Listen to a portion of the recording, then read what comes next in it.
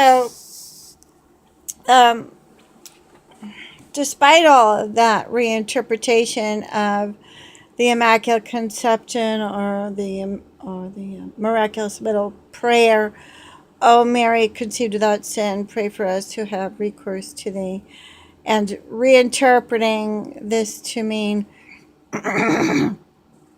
that she appeared as a woman defending children in their conception state. That, for pro life reasons, and also to show that she and her womanhood stayed true to her original state of innocence, that all children are conceived um, as immaculate conceptions. We're all immaculate conceptions as youngsters. Um, and the only thing that we conceived of our original parents in their state of sin was their mortality. So we did not inherit their personal sin of original sin. We inherited their mortality. There's no stain in our soul as children. We are baptized as a rededication to God, but because God already consecrated us in utero, and that Mary's prayer, "O Mary, conceived without sin, pray for us who have recourse to thee," says more about her parents and how over the generations they were perfected and prepared for conceiving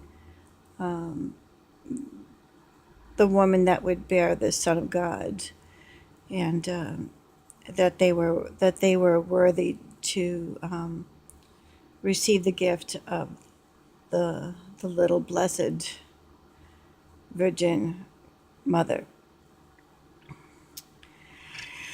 At any rate, despite all of this, I have,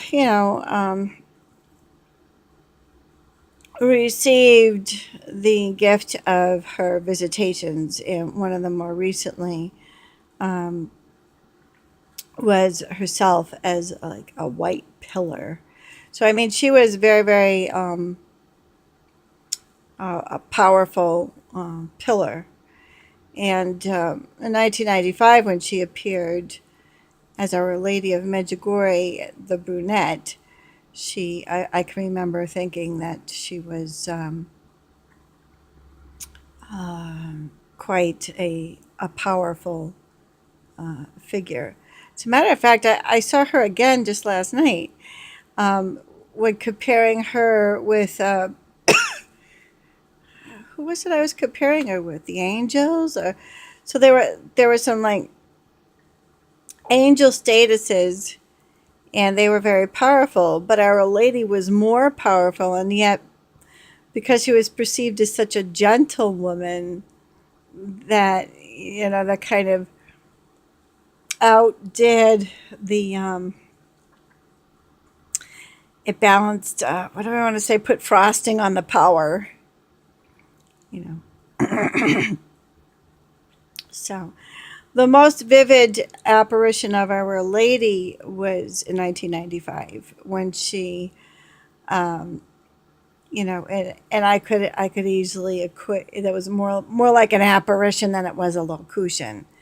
Let's put it that way. And even though I had been asleep, I have seen Our Lady, and I have experienced myself, is thrown down on my knees, kind of thing, or thrown down and forcibly bowed to the ground before Jesus. That type of stuff going on over the years. So I don't typically talk about those, but the things that I generally highlight are, well, that in 1981, when I was a kid, the Lord, with his audible voice, interrupted a premonition dream of me running through the woods, and that I was running to the end. It was his warning. And then in 1982, My soul was taken through several levels through the outer space, through the choir of angels, as it were, but I suspect they were not angels, but that they were souls. And yet, I think that the Lord was drawing an analogy by taking me through these levels and teaching me about the nine choirs of angels. I can't help but think that. Because he does communicate through symbols. And there was a giant ball of fire in the night. So it was bigger and bigger as I drew nearer and nearer to it. And went off to the left, and I burst open um, in song when I reached that summit. That was off to the left, correct. And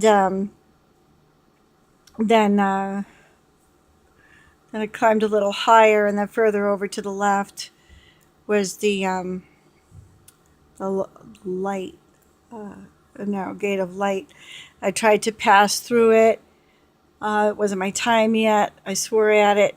It spoke the word hell to my mind after I swore at it, and I landed as I walked away from it. I landed back in my body instantaneously, and uh, I awoke in the body after my brain had been filled with hard rock music, as I remember it. And I don't think there were any tunes from the earth that I recalled. It was more like leftover noise from drawing so close to the lunar eclipse. And so I woke up from the noise, and I looked outside my bedroom window, and there was the same round ball of fire in the night, and I watched it with my naked eye melt to a crescent of fire in a matter of seconds.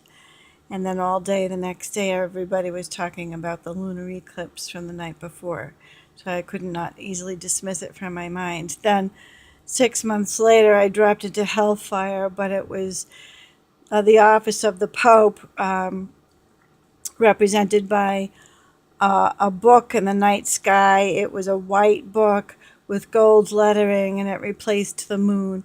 And it had repelled my soul as I had been. I and a loved one had been traveling toward this spectacle in the night sky. It repelled my soul, and we, together with our dread fear, turned the vehicle around to travel the opposite direction. So, as we were traveling into what we thought was the safety of the night, chit-chatting, I fell into hellfire. And falling into hellfire was no longer a dream. That was real. So I was rescued in a matter of seconds, discovered my brown scapular, threw it off, and turned on all the lights in the house, and slept with the lights on for the next 3.5 or 4 years. Then 12 years later, the Blessed Mother of God appeared to me as Our Lady of Medjugorje. And I, after several years went by, I thought to compare her to Alleuiah Hussey, but she probably looked a little different from that. I've often also compared her with my stepdaughter, who has passed away, and she was Puerto Rican. So Alleuiah Hussey doesn't look Puerto Rican, but my stepdaughter, who had passed away tragically, is a mix. She's not entirely Puerto Rican either, so she's partly German. Anyways, that's interesting that Our Lady appeared to me in 1995. That was the year that my stepdaughter was born, and I had met her in 2009. She was 10 years old when I met her, so... yeah, 6 years after that, the Blessed Virgin had appeared to me, the World Trade Center had come down. But prior to the World Trade Center getting hit, I foresaw the aftermath of it, with thousands of souls busily discussing the event amongst themselves. And we're kind of, in a friendly... They're friendly with each other, but on the same page with kind of a frantic sort of state of events. When I woke up from the dream, I got the phone calls telling me, stay home, that our country had been hit.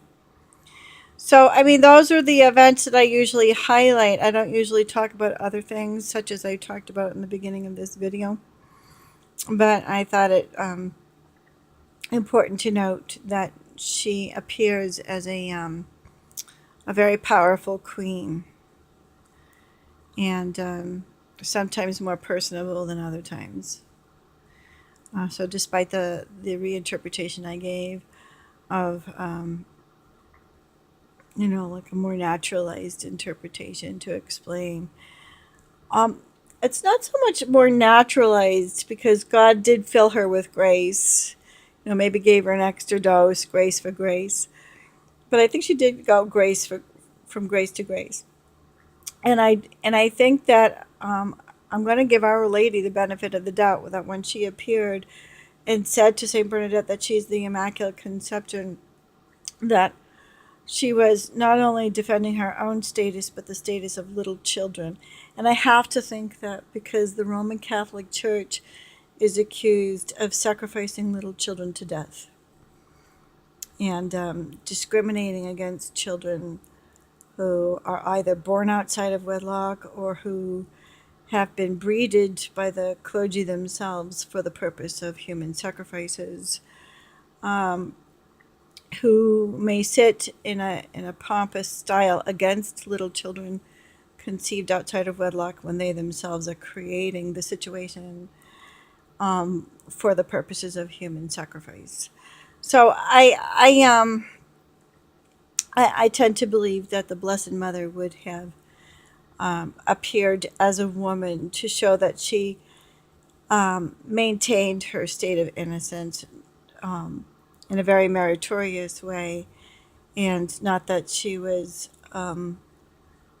more especially blessed as a little child than any other child, when she states of herself that she's an Immaculate Conception. And when she gave us the miraculous medal prayer, O Mary, conceived without sin, pray for us who have recourse to thee, I think she was saying more about the state of her parents' marriage to each other than she was anything else.